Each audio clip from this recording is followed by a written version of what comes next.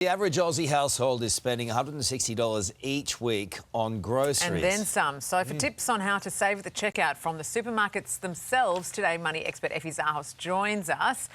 Effie, $160 is actually not that much. Well, that's across all households, and there's a lot of single households. A family affords way over $200. Yeah, so, easily. yeah, I mean, that looks like it's low, but that's because it's spread across all different types of households. Yeah, I'd have thought it was triple that for something like that. Easy. So what are people like Woolies having to say about it all? Yeah, so I went to the supermarkets themselves to see, give us your best. What have you got here? And I looked at basically all their tips, and these are some that I thought were good. So with Woolworths, they've introduced something now called Member Price. If you sign up to their rewards program, which is free, you've got discounts that are just applicable to you. They're rolling that out to Big W at the end of this month.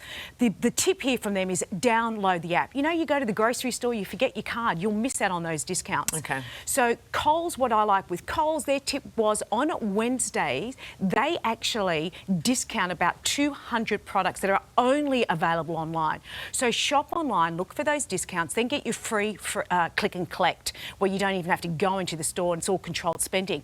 The one on the right, that sign-up one, if I can go back to that quickly, that is a way to get $150 before Christmas. Okay. I'm not into card churning, but you could technically sign up for that, follow the conditions, take your $150, then close that card and move on. Discipline. Discipline, that's right. Remember, we do not like loyalty.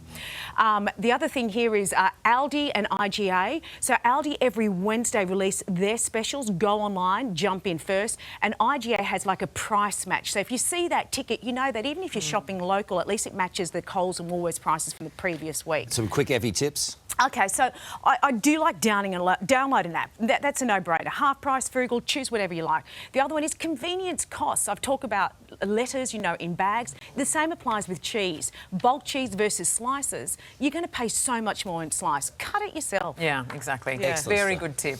Still exist. Which cinemas are offering the discounts? It is still a thing. It's not quite what it was. It used to be that pretty much anywhere you get a half-price ticket on a Tuesday. Now what they do is if you're a member of their sort of club or their database, you get access to these discounts. Sometimes they're 50% off. Sometimes they're almost 50% off. With Hoyts, for example, you need to be a Ticketek member to access that one. Event cinemas, you need to be a Cinebuzz member. So there are some hurdles you need to clear, but they're usually free hurdles. And it's just a matter of giving your data, joining up with a particular membership program, and then you can access all these great discounts on a Tuesday and go out for a midweek movie, maybe catch the Ninja Turtles or something on a Tuesday night. Love it, saving some cash. What about petrol?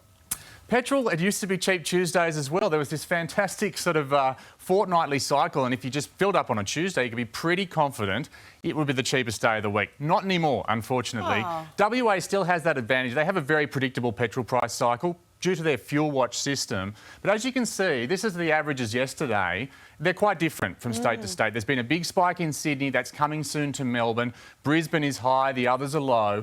So obviously in Perth, yep, Mondays and Tuesdays are still the good days. In the other states, unfortunately, you've got to watch the price cycle, see when it's at the bottom and try and fill up at the bottom of the cycle and use those fuel price apps just to get, you know, that data was from Petrol Spy, which is one of the fuel price apps.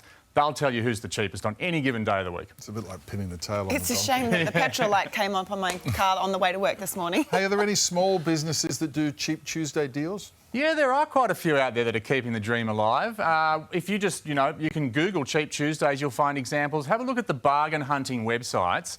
My favourite's probably called ozbargain.com.au, and that's where community members post deals and bargains that they've seen, and others vote them up or down depending on how much they like them. So there's this sort of natural system of ranking by the community. It's an organic sort of bottom-up thing, and they'll tell you, for example, there's a bunch of deals with everything from removalists to food deals that come up on Cheap Tuesdays. In every state and territory, but they do come and go a bit. It's not like the old days where you could rely on it always being there on a Tuesday night. The Pizza Hut one, for example, which is around at the moment on Tuesdays, that's a temporary promotion, but 2-for-1 large pizzas on Tuesdays at the moment. And then when that one finishes, they'll probably come up with something else. So it's just... What's that one you said you liked? ozbargain.com.au. Yeah. What about if it's not Tuesday? Are there any discounts you can get on other days of the week? I think the biggest trend that I've noticed here is that it used to be that when businesses couldn't contact their customers or potential customers on a daily basis, they would nominate Tuesday as the day of the week when they were going to do big discounts. And you knew you go to the movies, you get a half-price ticket, go to the restaurant, you get a $5 steak. What happened now is, because of social media and apps, they can contact you any day of the week, sometimes multiple times a day. So discounting now is across the 7 days of the week, and it comes and goes. You know, Macca's, for example, in their app, they have 30 deals in 30 days, and there's a different deal every day. You know, the fast food guys are a great example because they all have deals live at the moment. You can see some of the examples I've found there on the screen, and some of them are just for a day or 2 days or for a week, and they'll come and go. So I think the trick is, if you really like a particular business and what they sell, subscribe to their app and they will let you know what the deal of the day is. Obviously, if you're in the money-saving game, don't subscribe to too many of those because you do find that you're constantly being peppered with deals and you'll end up spending more probably. Thank God for you, Joel. Every little bit counts. Thank you so much, Joel. Well, up to 30,000 social and affordable homes could be built across the country under a new housing policy by the Albanese government. Let's bring in Domain's property editor, Alice Stolz, to break it all down for us. Good to see you, Alice. It's expected to pass Parliament this week. Talk us through the new deal and will it be enough to fix this housing crisis? I think I know the answer to that. Never enough, isn't it?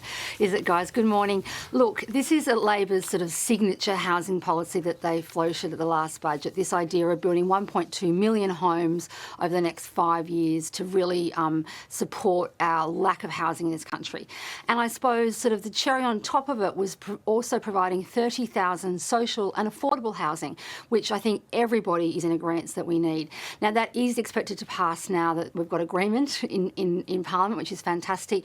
But look, it's going to be a drop in the ocean compared to what we need. However, I do think that we need to sort of be kind of grateful, for want of a better word, for finally taking a positive step in the right direction, because really this is a result of many decades really of governments not thinking ahead beyond, you know, the day in front of them and providing a housing market that is now fit for the country that we're living in. That relief can't come soon enough. Alice, meanwhile, Sydney landlords are being slammed for charging renters up to $300 a week for a shared bedroom. This is just getting out of hand, isn't it? Just when you think it couldn't get any worse, it somehow seems to, doesn't it? Look, we know that Governor Philip Lowe, the outgoing governor, said that people should be moving in with other people. And this is this what he meant? Who knows? But I do think this is just a complete symptom of the crisis that we're in the rental market at the moment. You know, we have record low vacancy rates all around the country, under 1%, and people are just doing whatever they can to get a roof over their head. And it's just absolutely heartbreaking. And you are seeing people sort of, I suppose, taking advantage of situations, you know, charging more rent than necessary or squashing people in like sardines, you know. But then on the other hand, these people need a roof over their heads. So it is such a tough area. But I do think, though, guys, we need to also think about the fact our rental market is not fit for purpose. What we need is this idea that, you know, people who need social housing go to that bucket, which they're now being able to go to. People who need student housing go to that area, which they need to. And people who can potentially afford to buy soon have the means to be able to afford to buy. So we really need to think about that market so differently than what it was, you know, 20 years ago when it was sort of first established. Gee, there are a lot of moving parts there, aren't there? Queensland has been stretched as well after the return of nearly 40,000 international students. I mean, we want them here, but we've got nowhere for them to stay. What kind of pressure is that placing on the housing industry? Dickie, it is crazy. So they've had a 41% uptick spike year on year in Brisbane. Now, international students are wonderful. They bring a lot of economic rewards and, you know, from a societal point of view, terrific. And we need to be like a country that is a think tank in Australia. But again, just like with social housing, we need to provide student accommodation for these people. So there is student accommodation available, but obviously we need more because the overflow goes into the private rental market, which, as we've just talked about, is already completely flooded and constricted at the same time. So I think it's really important to ensure that each category of the market has a place for them, whether it be social housing and affordable, student housing, or housing for older people as they go into retirement potentially who don't own a home. But we really have to wrap our arms around all people in our country, though, don't we, and try to find solutions. And that way those who are in that more general rental market can also access that without having the pressure that's on it at the moment. Hey there, Today fans. Sarah and... What's my name again? Oh my goodness, Carl. Hey, thanks for watching our YouTube channel, though. Subscribe now for more news, special reports, and amazing Aussie stories. And Carl misbehaving, Whoa, of course. that never happens. Always happens. What's she talking about? Always happens.